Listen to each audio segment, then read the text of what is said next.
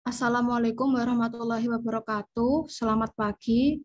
Perkenalkan, kami dari kelompok 4 akan mempresentasikan materi mengenai kepemimpinan dan pengambilan keputusan dalam UMKM dan koperasi. Berikut adalah nama anggota dari kelompok kami. Yang pertama, saya sendiri Kurniawati Amalia dengan NIM 2020-11064. Kemudian Maulida Hanifah Salma dengan NIM 2020-11243. Yang ketiga yaitu Mafita Kurniawati dengan NIM 2020-11367. Dan yang terakhir yaitu Naili Nur Syafaati dengan NIM 2020-11606. Next.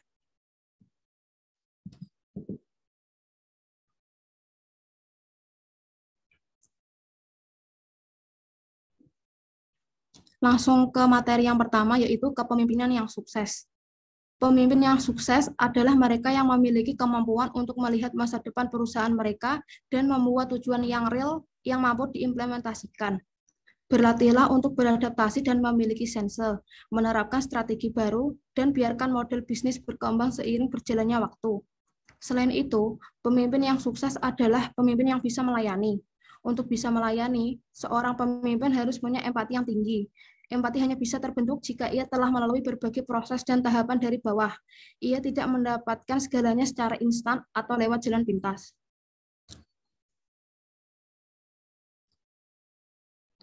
Kemudian, kunci menjadi seseorang yang sukses. Yang pertama yaitu kemampuan mengatur diri sendiri.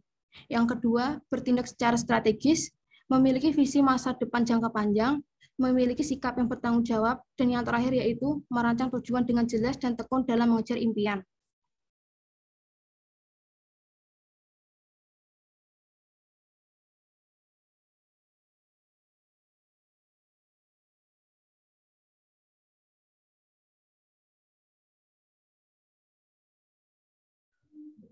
Selanjutnya, pengertian kepemimpinan. Pengertian kepemimpinan secara umum adalah sebuah kemampuan yang terdapat di dalam diri seseorang untuk mempengaruhi orang lain atau memandu pihak tertentu untuk mencapai tujuan.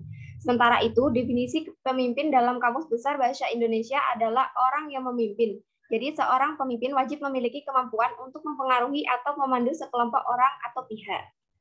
Selanjutnya, teori kepemimpinan. Sebuah organisasi, kelompok maupun perusahaan pasti membutuhkan seorang pemimpin yang membantu mengarahkan anggotanya untuk mencapai tujuan bersama. Dalam hal ini, pemimpin yang dibutuhkan pasti memiliki jiwa kepemimpinan sebagai bagian dari manajerial. Kepemimpinan pun memegang peranan yang penting, dominan, krusial, dan kritikal dalam keseluruhan upaya untuk meningkatkan prestasi kerja, baik pada tingkat individual maupun organisasi. Selanjutnya, macam-macam teori kepemimpinan. Yang pertama, the Goodman Theory atau teori orang hebat. Yang kedua, trait teori atau teori sifat. Yang ketiga, behavior theory atau teori perilaku. Yang keempat, transaction theory of management theory atau teori transaksional atau teori manajemen. Yang kelima, transformational theory atau teori transformasional. Yang keenam, situational theory atau teori situasional.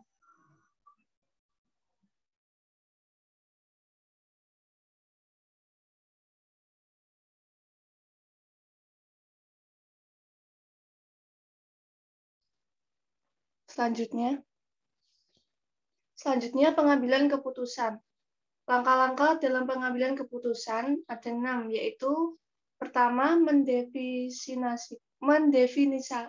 mendefinisikan masalah atau mengenal persoalan, yaitu menetapkan apa yang menjadi persoalan terjadinya penyimpangan. Kedua, menentukan pedoman pemecahan masalah seperti mencari rambu-rambu yang tepat untuk memecahkan penyebab masalah. Yang ketiga, mengidentifikasikan alternatif di mana pilihan pemecahan sedapat mungkin harus dimunculkan. Yang keempat, mengadakan penilaian terhadap baik buruknya alternatif dengan cara atau model tertentu. Yang kelima, menilai alternatif yang terbaik dengan standar ukuran tertentu. Yang terakhir, mengimplementasikan alternatif yang dipilih, yaitu penerapan keputusan beserta resiko dan konsekuensinya agar dipertimbangkan. Selanjutnya, cara pengambilan keputusan dalam koperasi. Cara pengambilan keputusan dalam koperasi dilakukan melalui rapat anggota koperasi, yaitu dengan cara yang santun berupa musyawarah, sedangkan keputusan dibuat berdasarkan suara terbanyak. Pertama, keputusan rapat anggota diambil berdasarkan atas musyawarah yang mencapai kata mufakat yang dapat diterima oleh semua pihak. Yang kedua, apabila keputusan dengan cara musyawarah tidak menghasilkan permufakatan, maka pengambilan keputusan dapat dilakukan berdasarkan suara terbanyak atau voting. Yang ketiga, ketika dilakukan pemungutan suara terbanyak atau voting, setiap anggota memiliki hak sebanyak 1 suara.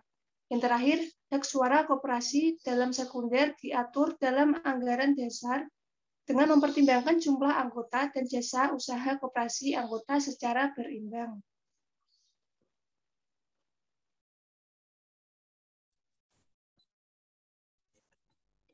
Selanjutnya, macam-macam tipe kepemimpinan. Yang pertama, ada tipe kepemimpinan karismatis, yaitu tipe kepemimpinan yang memiliki kekuatan energi, daya tarik, dan pembawaan yang luar biasa untuk mempengaruhi orang lain. Yang kedua, tipe kepemimpinan paternalistis atau maternalistik. Tipe kepemimpinan paternalistis lebih diidentikan tipe kepemimpinan maternalistik tidak jauh beda dengan tipe kepemimpinan paternalistik. Yang membedakan adalah dalam kepemimpinan maternalistik terdapat sikap overprotective atau selalu melindungi yang sangat menonjol disertai kasih sayang yang berlebih-lebihan. Yang ketiga, tipe kepemimpinan militaristik, yaitu tipe kepemimpinan yang sangat mirip dengan tipe kepemimpinan otoriter. Yang keempat, tipe kepemimpinan autokratis atau authoritative dominator. Yang kelima, tipe kepemimpinan laissez-faire, yaitu tipe pemimpin tidak memimpin dan membiarkan kelompoknya dan setiap orang berbuat semaunya sendiri. Yang keenam, tipe kepemimpinan populistis, yaitu kepemimpinan yang berperan teguh pada nilai-nilai masyarakat yang tradisional, tidak mempercayai dukungan kekuatan serta bantuan hutang luar negeri. Yang ketujuh, tipe kepemimpinan administratif atau eksekutif. Tipe kepemimpinan administratif ialah kepemimpinan yang mampu menyelenggarakan tugas-tugas administrasi secara efektif. Yang kedelapan, tipe kepemimpinan demokratis, yaitu tipe kepemimpinan yang berotoritas pada manusia dan memberikan bimbingan yang efisiensi kepada para pengikutnya. Next.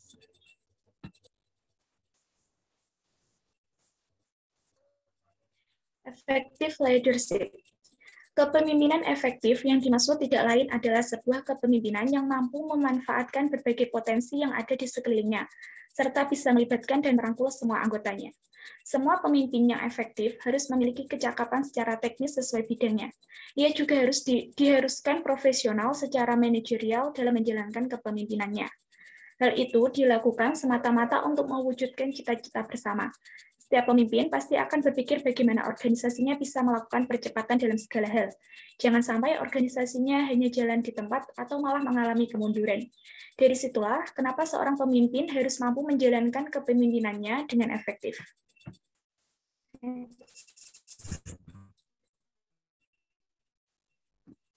Kriteria seorang pemimpin yang efektif. Yang pertama, memiliki tujuan.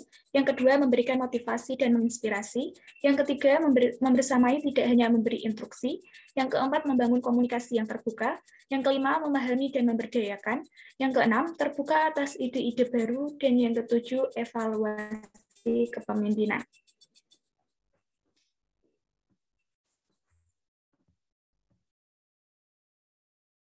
Sekian presentasi dari kelompok kami. Apabila terdapat kesalahan dalam pengucapan kata, kami meminta maaf yang sebesar-besarnya.